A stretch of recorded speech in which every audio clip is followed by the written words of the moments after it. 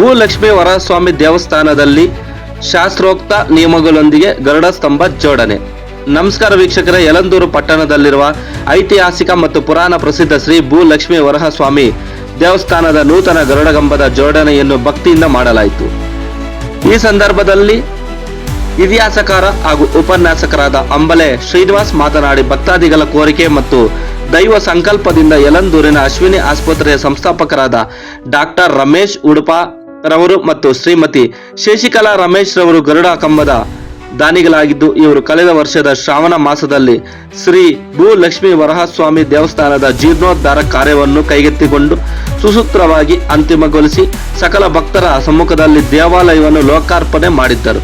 ಜೀರ್ಣೋದ್ಧಾರ ಕಾರ್ಯದ ಪರಿಪೂರ್ಣತೆಗೆ ಮುಂದಿನ ಶ್ರಾವಣ ಮಾಸದಲ್ಲಿ ದೇವಾಲಯ ಲೋಕಾರ್ಪಣೆ ಮತ್ತು ವರಹ ವರ್ಧಂತಿ ವಾರ್ಷಿಕೋತ್ಸವ ಸಮಯಕ್ಕೆ ಲೋಕಾರ್ಪಣೆ ಮಾಡುವ ಸದುದ್ದೇಶದಿಂದ ಭಕ್ತರ ಮತ್ತು ಗುರು ಹಿರಿಯರ ಹಾಗೂ ಹಿತೈಷಿಗಳ ಮಾರ್ಗದರ್ಶನದಲ್ಲಿ ಸೋಮವಾರ ಮತ್ತು ಮಂಗಳವಾರ 2 ದಿನಗಳ ಸಮಯದಲ್ಲಿ ಶಾಸ್ತ್ರೋಕ್ತ ನಿಯಮಗಳೊಂದಿಗೆ ಗರುಡ ಸ್ತಂಭ ಜೋಡಣೆ ಮಾಡಿಸಿದರು.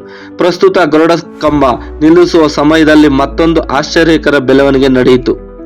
ಯಾವಾಗಲೂ ಅತಿ ಎತ್ತರದಲ್ಲಿ ಹಾರಾಡುವ ಗರುಡಗಳು ಇಂದು ಮಾತ್ರ ಕ್ರೇನ್ ಮೇಲಿರುವ ಭಾಗದ ತುಸು ಎತ್ತರದಲ್ಲಿ ಬಂದು ಪ್ರದಕ್ಷಿಣೆ ಹಾಕಿ ಹೋಗಿದ್ದು ಮಂಗಲದಾಯಕವಂತಾಗಿದೆ. ಈ ಒಂದು ದೈವತ್ವದ ಅನಿರೀಕ್ಷಿತ ಬೆಳವಣಿಗೆಯಿಂದ ಸಾಕ್ಷಾತ್ ಶ್ರೀ ನಾರಾಯಣನೇ ಈ ಪವಿತ್ರ ಕಾರ್ಯಕ್ಕೆ ಆಶೀರ್ವದಿಸಿದಂತಾಯಿತು. ಇನ್ನು ಗರುಡ ಕಂಬದ ಹಿನ್ನೆಲೆ ಗಮನಿಸಿರುವುದಾದರೆ, ಅಯೋಧ್ಯೆಯ ಶ್ರೀರಾಮನ ವಿಗ್ರಹಕ್ಕೆ ಶಿಲೆ ದೊರೆತ ಸ್ಥಳದಿಂದಲೇ ಮಾಡಿಸಬೇಕೆಂಬ ಸಮಸ್ತ ಭಕ್ತ ಮಹಾಶಯರ ಬಯಕೆಯಂತೆ ಅಲ್ಲಿಂದಲೇ ಶಿಲೆ ತಂದು ಪ್ರಧಾನ ಶಿಲ್ಪಿಗಳಾದ ಶ್ರೀ ಸೋಮು ಮತ್ತು ತಂಡದವರು ಆಕರ್ಷಕವಾಗಿ ರಚಿಸಿರುವುದು ವಿಶೇಷ.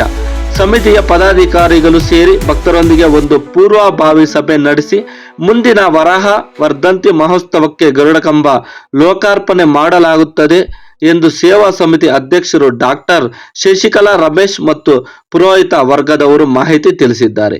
ವರದಿ ಗೂಲಿಪುರ ಮಣಿಕಂಠ ನಾಯಕ್. ಯಳಂದೂರು ಪಟ್ಟಣದಲ್ಲಿರ್ತಕ್ಕಂಥ ಐತಿಹಾಸಿಕ ಮತ್ತು ಪುರಾಣ ಪ್ರಸಿದ್ಧ ಭೂಲಕ್ಷ್ಮಿ ವರಹಸ್ವಾಮಿ ದೇವಾಲಯವನ್ನು ನಾವು ನೋಡ್ತೀವಿ. ಇದು ಪ್ರಾಚೀನ ಕಾಲದಲ್ಲಿ ಚೋಳರಾದಿ ಕಾಲದಿಂದನೂ ಕೂಡ ಇದು ಅಸ್ತಿತ್ವದಲ್ಲಿದೆ. ಜೊತೆಗೆ ಮೈಸೂರು ಮಹಾರಾಜರಾದಂಥ ಮುಮ್ಮಡಿ ಕೃಷ್ಣರಾಜ ಒಡೆಯರ ಕಾಲದಲ್ಲಿ ಒಂದು ಜೀರ್ಣೋದ್ಧಾರ ಆಗಿರೋ ಒಂದು ದಾಖಲೆ ಇದೆ.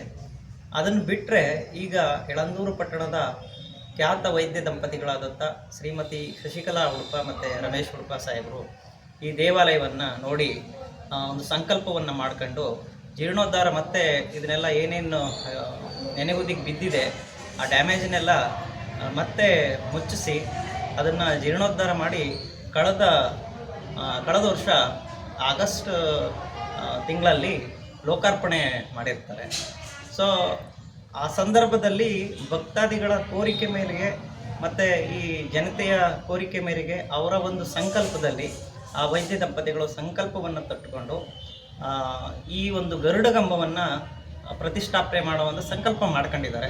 ಹಾಗಾಗಿ ಮುಂದಿನ ಆಗಸ್ಟ್ಗೆ ಈ ಲೋಕಾರ್ಪಣೆ ಮಾಡಿ 1 ವರ್ಷ ವಾರ್ಷಿಕೋತ್ಸವ ಸಂದರ್ಭದಲ್ಲಿ ಮತ್ತು ವರಹ ವರ್ಧಂತಿ ಸಂದರ್ಭದಲ್ಲಿ ಈ ಗರುಡಗಂಬವನ್ನು ಲೋಕಾರ್ಪಣೆ ಮಾಡಬೇಕು ಅಂತ ನಿನ್ನೆ ಶಾಸ್ತ್ರೋಕ್ತವಾಗಿ 2 ದಿನಗಳ ಶಾಸ್ತ್ರ ಏನಿದೆ ಅದನ್ನು ನೆರವೇರಿಸಿ ಈ ನಿನ್ನೆ ಜೋಡಣೆಯನ್ನು ಆಗಿದೆ. ಅಂತಂದರೆ ಗರುಡಗಂಬ ಜೋಡಣೆ ಮಾಡಿದ್ದಾರೆ. ಅಂದರೆ ಭಂಡಾರ